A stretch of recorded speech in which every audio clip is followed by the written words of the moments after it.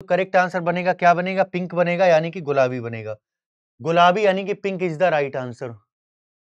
एक बच्चा कमेंट कर रहा है कि सर कंसिस्टेंसी को हम कैसे मेंटेन करें? ओके, आगे क्या लिखा हुआ है? सर जब जीएस पढ़ते हैं तो मैथ पढ़ने का मन करता है, मैथ पढ़ते हैं तो लगता है रीजनिंग को थोड़ा सा पढ़ लें, रीजनिंग को पढ़ते हैं तो लगता है हम इंग्लिश पढ़ लें। ये कैसे मेंटेन करें? ठीक है मेरे भाई, आपने बहुत अच्छा क्वेश्चन पूछा और मुझे लगता है कि हजारों बच्चों का ये सवाल रहता है, कंसिस्टेंसी को हम मेंटेन कैसे करें? ये लगभग सारे के सारे विद्यार्थियों का यहाँ पर एक क्वेश्चन कॉमन होता है। मैं आपको बहुत सटीक तरीका बताऊंगा और प्रैक्टिकली तरीके से आपको बताता हूं कि आप कंसिस्टेंसी को मेंटेन क्यों नहीं कर पा रहे। देखो मेरे भाई, आप अच्छी तरीके जानते हैं कि हमारा सोशल मीडिया का जमाना है ना? लगातार से आप सोशल मीडिया में जूझे रहते होंगे। आपने देखा होगा इंस्टाग्राम पे रील्स आती हैं, फेसबुक पर आपने देखा होगा रील्स आती हैं और साथ ही साथ में आपने देखा होगा यूट्यूब पर भी शॉर्ट्स के माध्यम से वो एक्चुअल में रील्स ही होती हैं। और आजकल बच्चे के मैंने देखा है माइंडसेट इस लेवल का हो चुका है कि स्टूडेंट ये चाहते हैं कि हम किसी भी कॉन्सेप्ट को विद इन 1 मिनट के अंदर हम सीख ले, 30-40 सेकंड में हम क्या करें पूरा कॉन्सेप्ट को सीख ले। तो आपके अंदर ना स्क्रॉलिंग की हैबिट जाग चुकी है। आप एक रील देखते हो, आप तुरंत दूसरी रील को देखने का प्रयास करते हो, दूसरी से तीसरी, तीसरी से चौथी और बच्चों आप ना यहाँ पर आप घंटों बर्बाद कर देते हो अपने समय को। तो इस वजह से आपकी कंसिस्टेंसी नहीं बन पा रही है।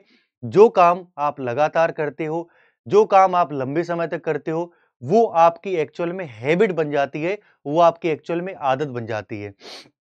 तो मेरे भाई, आपकी ना रगों-रगों में हैबिट बन चुकी स्क्रॉलिंग करने की।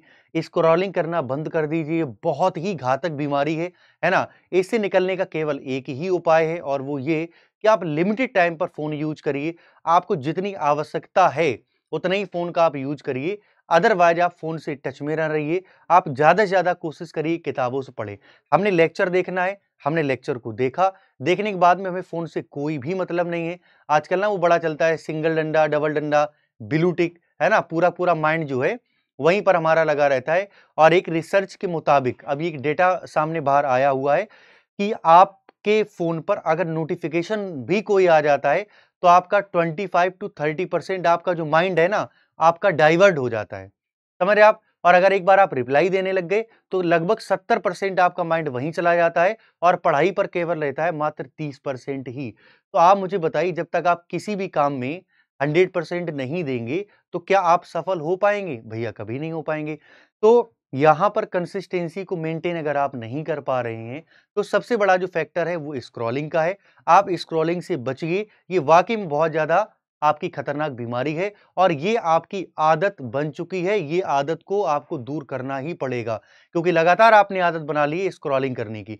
तो सबसे बड़ा जो फैक्टर मुझे ऐसा लगता है कि आप स्क्रॉलिंग ज़्यादा करते हैं और स्क्रॉलिंग की ही वजह से आप जो है आपकी कंसिस्टेंसी पूरी तरीके से टूटी हुई है। मैं गारंटी से दावे के साथ बात बोल सकता हूँ, आपका अगर 40-45 मिनट को जैसे मेरा ही लेक्चर है यूट्यूब पर 40 मिनट 45 मिनट का होता है, अगर आपके अंदर स्क्रॉलिंग की हैबिट है, तो आप पूरा लेक्चर एक साथ कभी देख ही नहीं सकते हैं। मतलब जैसे नहीं कि तो बहुत बड़ी बीमारी हो जाती है, जैसे किसी को नशे की लत लग गई और उसको नशा एकदम से छुड़ा दिया जाए, तो व्यक्ति क्या कहेगा वो एकदम पागल सा हो जाता है।